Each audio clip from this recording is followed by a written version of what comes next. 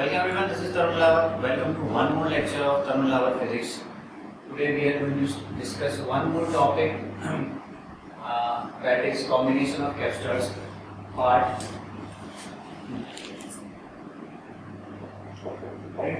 एक लेक्चर हमने ऑलरेडी पढ़ लिया है कॉम्बिनेशन ऑफ कैप्सूल्स का, एक और लेक्चर हम पढ़ते हैं, थोड़ी सी और प्रॉब्लम सॉल्व करेंगे, तो डिफरेंट टाइप की प्रॉब्लम सॉल्व करेंगे, जानेंगे उसके बारे में, ठीक है। तो कुछ और डिफरेंट टाइप की प्रॉब्लम हमारे पास किस तरीके से की हो सकती है कॉम्बिनेशन ऑफ कैप्सूल्स में, जैसे फॉर एग्जांपल हमारे पास किस तरीके से कॉम्बिनेशन, सिंपल सा मिक्स कॉम्बिनेशन पूरी राइट। और लेट्स सपोज इसका कैप्सूल्स हमको गिवन है C1 100 microfarad, C2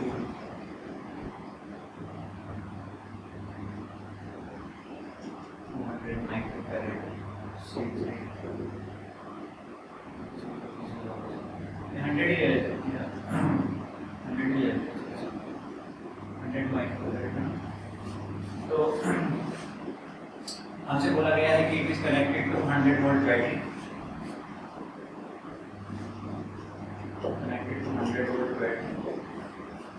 एक पूछा है find out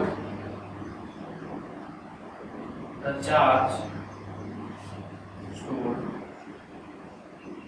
and potential difference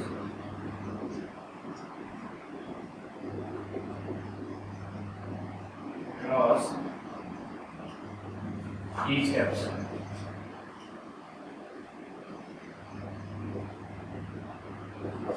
यानी तीनों कैप्सूल्स में क्या क्या चार्ज स्टोर हुआ है और कितना कितना पोटेंशियल है उनके पास, वो हमसे पूछा गया है।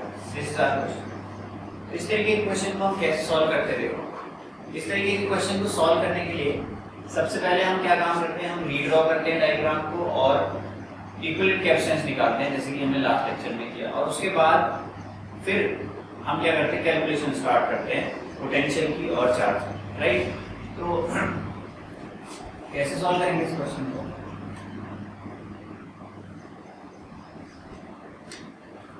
देखो। तो अभी हमको साफ साफ दिख रहा है दोनों पैरेलल में है, पैरेलल में दोनों को सॉल्व कर देते हैं। पैरेलल में सॉल्व कर लेंगे, फॉर्मूला आएगा C1 + C2 और दोनों ऐड हो जाएंगे। तो फाइनली जो नया डायग्राम बनेगा वो क्या बनेगा, लेट्स सपोज ये पॉइंट A है और ये पॉइंट B है, राइट। ठीक, तो नया डायग्राम हमें क्या मिलेगा, नया डायग्राम कुछ इस तरीके का मिलेगा हमको। और ये दोनों सॉल्व करने के बाद एक और कैप्सूल आ जाएगा, ये है 100 माइक्रोफैरड और ये दोनों सॉल्व होने के बाद कितना आ जाएगा, 200 माइक्रोफैरड। ठीक है, फिर इन दोनों को सॉल्व करेंगे, इन दोनों को सॉल्व करेंगे तो क्या मिलेगा हमको, इन दोनों को सॉल्व करेंगे फाइनली हमको क्या मिलेगा। ये दोनों किस में है, सीरीज में है, सीरीज का फॉर्मूला लगाएंगे। सीरीज में फॉर्मूला क्या होता है, 1/CE = 1/C1 + 1/C2। या इसको ऐसे भी लिख सकते हैं, इसको ऐसे भी लिख सकते हैं, C = C1 + C2 है ना, ऐसे लिख सकते हैं। तो इस फॉर्मूले को हम सॉल्व करेंगे, जब इस फॉर्मूले को हम अप्लाई करेंगे तो हमको क्या मिलेगा, 100 × 200 डिवाइडेड बाय 100 + 200, ये हो जाएगा 20,000 डिवाइडेड बाय 300 नहीं 200/3, राइट। तो ये है आपका 200/3। इस तरीके से हम सॉल्व करते हैं और फाइनली कहाँ पहुंच जाते हैं, इसके इक्विवेलेंट कैपेसिटेंस यानी C की वैल्यू हमको मिल गई है 200/3, है ना। ओके, अब हमको ये भी पता है कि ये कितनी वोल्ट की बैटरी से कनेक्टेड है, ये कनेक्टेड है 100 वोल्ट की बैटरी से, राइट, है ना। कितनी वोल्ट की बैटरी से कनेक्टेड है सिस्टम, 100 वोल्ट की बैटरी, ये बात भी हम जानते हैं। अच्छा, तो अब क्या करेंगे कि हम फाइनली हम बोलते हैं यहाँ से सॉल्व करना शुरू करेंगे वापस, ठीक। ये है कैपेसिटेंस C, ये है वोल्टेज। तो क्या जो चार्ज इसके अंदर से निकलेगा हम उसके बारे में जान सकते हैं, सही बात है कि नहीं। जो चार्ज बैटरी से निकलेगा उसके बारे में जान सकते हैं, और जो चार्ज बैटरी से निकलेगा वही यहाँ पहुंचेगा। तो यानी Q की वैल्यू कितनी हो जाएगी, Q = CE/V, क्योंकि CE की वैल्यू होती है Q/V, है ना। तो Q की वैल्यू कितनी हो जाएगी sorry C into V, CE की वैल्यू कितनी है 200/3 और V की वैल्यू कितनी है 100। तो यहाँ से जो चार्ज निकलेगा वो निकलेगा 20,000/3। यहाँ से जो चार्ज निकलेगा वो कितना निकलेगा 20,000/3 माइक्रो कूलम। इतना चार्ज यहाँ से निकलेगा, राइट। यहाँ से निकलेगा यहाँ पहुंचेगा, तो यहाँ पे कितना चार्ज बचेगा वो हमको पता लग जाएगा। जब यहाँ से वापस चलते हैं तो ये जो कैप्चर है ये इन दोनों का कॉम्बिनेशन है। ये दोनों किस चीज में है सीरीज में। सीरीज में क्या चीज सेम रहती है, चार्ज सेम रहता है। इसके पास कितना चार्ज है, इसके पास चार्ज है 20,000/3। तो यानी कि इन दोनों के पास कितना चार्ज होगा 20,000/3 और इसके पास कितना चार्ज होगा 20,000/3। क्यों होगा, क्योंकि ये क्या है, ये जो कैप्चर है ठीक है ये ब्रेक हो गया इन दोनों में। वापस गए जब हम तो ये इन दोनों में ब्रेक हो गया, ये कह सकते हैं कि इन दोनों से हमारी नौकरी बना है ना।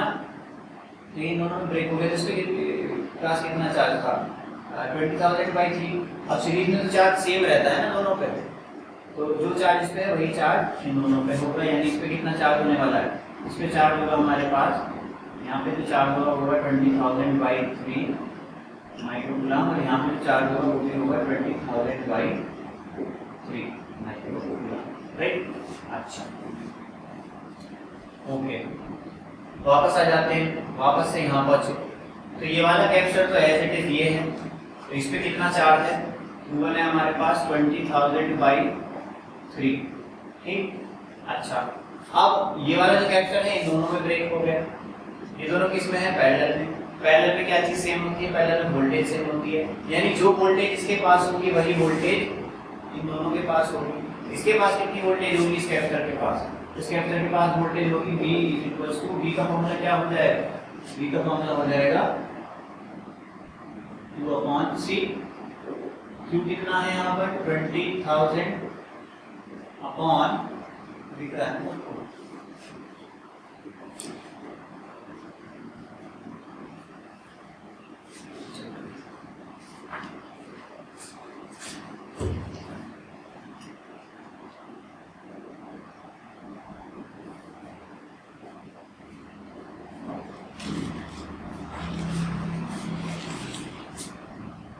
ठीक है।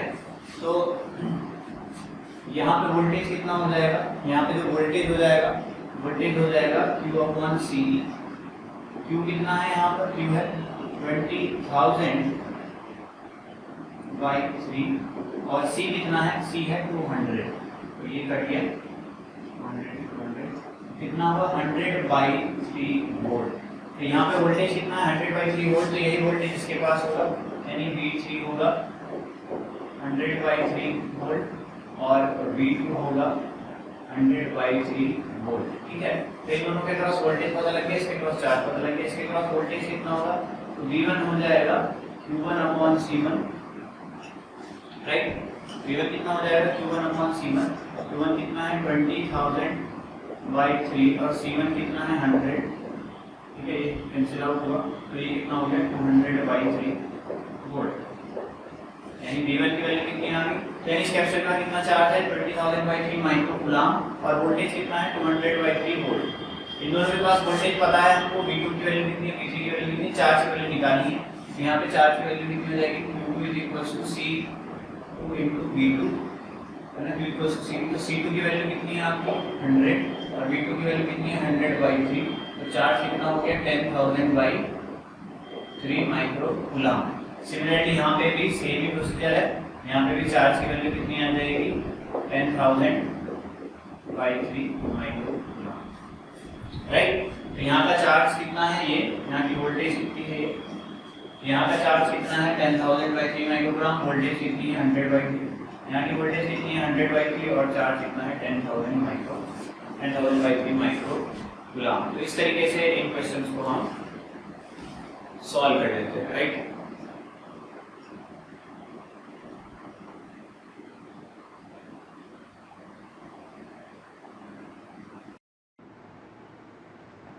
आगे बढ़ते हैं, कुछ और क्वेश्चन सॉल्व कर लेते हैं।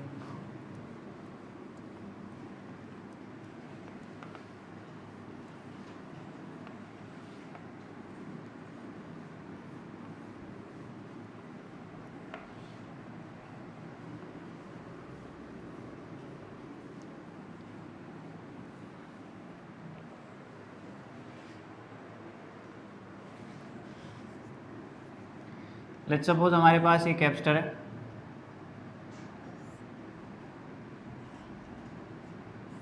ठीक, लेंथ है यहाँ पर d, एरिया है a, ठीक। और इसके अंदर क्या हुआ है, इसके अंदर डाइलेक्ट्रिक भरा हुआ है कुछ इस तरीके से, यहाँ पे एक डाइलेक्ट्रिक भरा हुआ है और यहाँ पे एक दूसरा डाइलेक्ट्रिक भरा हुआ है, तो ये है K1 और ये है K2। और हमसे पूछा गया है इसका कैपेसिटेंस फाइंड आउट करो, है ना, फाइंड C, कैपेसिटेंस बताना है इसका। तो किस तरीके से हम इसका कैपेसिटेंस बता सकते हैं, तो इसको कैसे सॉल्व करेंगे, इसको हम ऐसे सॉल्व करेंगे। देखो अब क्या करो, इस कैपेसिटर को दो पार्ट में ब्रेक करो, ठीक है, दो पार्ट्स में ब्रेक कर देते हैं। एक पार्ट हो गया ये K1 वाला पार्ट अलग और K2 वाला पार्ट, दोनों को अलग अलग पार्ट्स में ब्रेक करके अलग अलग कैपेसिटर हम इनको मान लेंगे। इसकी हो गया d/2, ये भी हो गया d/2, एरिया है a, एरिया है a, और इस तरीके से इनको सीरीज़ में हम कनेक्ट कर देंगे, राइट। इनको सीरीज़ में कनेक्ट कर देंगे। इसका कैपेसिटेंस हम मान लेते हैं कितना है, C1। C1 का फॉर्मूला हो जाएगा epsilon not a over d। Capacitance का फॉर्मूला क्या होता है, epsilon not a over d। तो यहाँ पर एरिया a है लेकिन d क्या है, d/2, तो d/2 जब हम नीचे लिखेंगे तो 2 ऊपर आ जाएगा, ठीक है। सिमिलरली C2 की वैल्यू कितनी हो जाएगी, 2 epsilon not a over d। अब इतना ही नहीं, अगर उसके अंदर कैपेसिटेंस पड़ा हुआ हो कैपेसिटर के अंदर, तो वो उससे मल्टीप्लाई हो जाता है फॉर्मूला, है ना। तो यानी यहाँ पे क्या और मल्टीप्लाई होगा साथ में, K1 एंड K2। तो C1 C2 पता है, अब हमको फॉर्मूला पता है, ये सीरीज़ में है, सीरीज़ में फॉर्मूला क्या हो जाएगा, C का फॉर्मूला होता है C1 C2 over C1 plus C2। तो वैल्यू हम पुट कर देते हैं, C1 C2 की वैल्यू हो जाएगी 2 epsilon not a K1 upon d into 2 epsilon not a K2 upon d divided by 2 epsilon not a K1 upon d plus 2 epsilon not a K2 upon d, right. अच्छा, तो इसको आगे solve कर लेते हैं, further solve कर लेते हैं। तो ये हो जाएगा हमारा 2 epsilon not a K1 upon d into 2 epsilon not a K2 upon d, ठीक, इक्वल्स टू अपॉन ये सॉल्व कर लेते हैं। तो देखो 2 epsilon not a over d common आ जाएगा, अंदर बचेगा K1 प्लस K2, इससे ये कैंसिल आउट हो जाएगा, तो ये हो गया आपका। अब जब हम इसको सॉल्व करेंगे, ये नीचे ये यहाँ पर मल्टीप्लाई हो जाएगा, तो सॉल्व करेंगे तो ये आ जाएगा 2 epsilon not a over d K1 K2 over K1 plus K2। This is our final answer, right. और करते हैं कुछ क्वेश्चन आगे इसी टाइप का।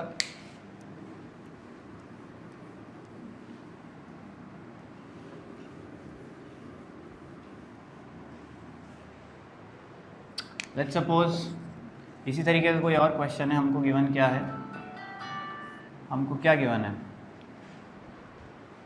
हमको फिर से एक कैपेसिटर गिवन है,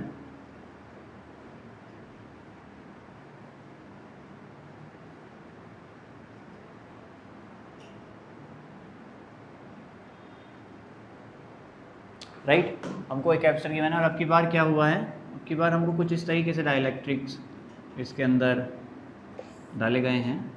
K1 यहाँ पे है और K2 यहाँ पे है, एरिया A है और ये डिस्टेंस D है। फिर से हमको क्या बोला है, फाइंड C, ठीक है। फिर से हमसे क्या बोला है, इक्विवेलेंट कैपेसिटेंस निकालना है हमको। तो कैसे सॉल्व करेंगे, अब की बार आप क्या करो, इसको इस तरीके से दो पार्ट में ब्रेक कर लो, है ना। जहाँ पे डाइलेक्ट्रिक की आपको क्या मिली है, बाउंड्री मिली है, वहीं से हम ब्रेक कर लेते हैं दो छोटे पार्ट्स में इसको, है ना। ऐसे दो अलग पार्ट्स में हमने इसको ब्रेक कर लिया। ये हो गया आपका K1 वाला पार्ट, ये हो गया K2।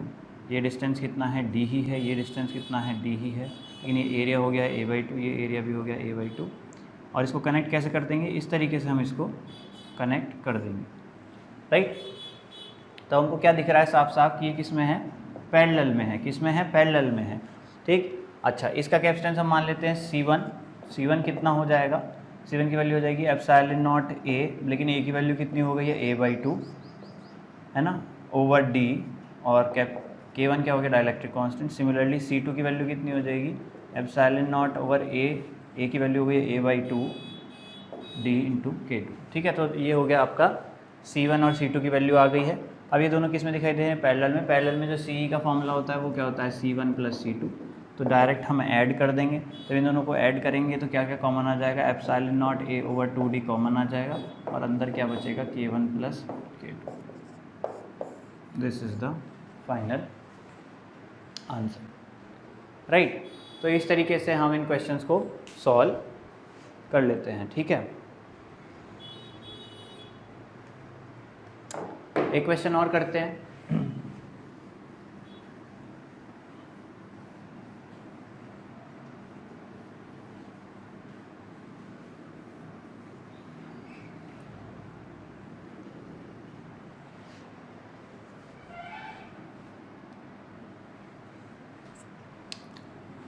लेट्स सपोज हमको फिर से कैपेसिटर गिवन है, इस तरीके से हमको एक कैपेसिटर गिवन है और इस तरीके से इस बार इसमें 4 इलेक्ट्रिक को इंट्रोड्यूस किया गया है। ठीक है,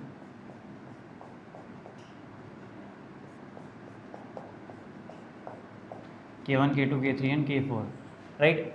एरिया A है, डिस्टेंस D है और आपसे पूछा गया है फाइंड C। तो अब की बार हम इसको कैसे सॉल्व करने वाले हैं, फिर से आपको पता ही है कैसे सॉल्व करा जाता है। हम पहले क्या करेंगे, 2 पार्ट्स में इस बाउंड्री से ऐसे ब्रेक करेंगे और फिर ये जो एक एक पार्ट आएगा उसको फिर से 2 पार्ट्स में इस बाउंड्री के साथ हम ब्रेक करेंगे। यानी तो हमें कुछ इस तरीके की सिचुएशन मिलेगी, K1, K2, K3 and K4। चारों को हमने क्या कर लिया? ब्रेक कर लिया। पहले इस तरीके से ब्रेक किया और उसके बाद इस तरीके से ब्रेक किया। ठीक, तो ये हो गया ये, और फिर इनको इस तरीके से कनेक्ट कर दिया हमने, है ना। यहाँ पर है K1, K2, K3 and K4। ठीक, अब ये डिस्टेंस कितना है? d/2। ये भी कितना है? d/2। दोनों प्लेट्स के बीच में डिस्टेंस है d/2 और एरिया ऑफ प्लेट्स भी a/2 हो जाएगा। ठीक, इसका कैपेसिटेंस हो जाएगा हमारे पास C1 एप्सिलॉन नॉट, यहाँ पे रखेंगे a/2 इंटू K1 और नीचे आएगा d/2। 2 से 2 कैंसिल आउट तो हो जाएगा epsilon not a/d into K1, C1 की वैल्यू। सिमिलरली C2 की वैल्यू भी यही आएगी, epsilon not a/d into K2। ठीक, C3 की वैल्यू भी कितनी आएगी? Epsilon not a/d into K3 and C4 की वैल्यू कितनी आएगी? Epsilon not a/d into K4। अब हमको साफ साफ दिख रहा है ये दोनों सीरीज़ में हैं और ये दोनों भी सीरीज़ में हैं, तो इन दोनों को सॉल्व कर लेते हैं पहले सीरीज़ में। ठीक है, C1 और C2 को जब हम सीरीज़ में सॉल्व करेंगे तो क्या आ जाएगा आंसर? एक नया डायग्राम बनाते हैं रीड्रॉ करके, इन दोनों को सॉल्व करेंगे। ये C1 है, ये C2 है, ये C3 है, ये C4 है, ये मान लिया हमने थोड़ी देर के लिए। तो इन दोनों को सॉल्व करते हैं। जब इन दोनों को सॉल्व करके एक कैपेसिटेंस बनाएंगे तो ये कैपेसिटेंस कितना हो जाएगा? C1 C2 over C1 plus C2। नीचे वाला भी कितना हो जाएगा? C3 C4 over C3 plus C4, right. अब ये दोनों पैरेलल में है तो ऐड कर देंगे। तो फाइनली हमको क्या मिला? एक फाइनल कैपेसिटेंस मिला जिसकी वैल्यू कितनी है? जिसकी वैल्यू है, इन दोनों को ऐड कर दिया, C1 C2 over C1 plus C2 plus C3 C4 into over C3 plus C4। अब यहाँ पे हम वैल्यूज़ पुट कर देंगे C1 C2 की एंड C3 C4 की, और जो भी फाइनल एक्सप्रेशन बनेगा वही हमारा क्या होगा? आंसर होगा। ठीक है, और इस तरीके से हम इन क्वेश्चंस को सॉल्व कर लेते हैं, राइट। अच्छा,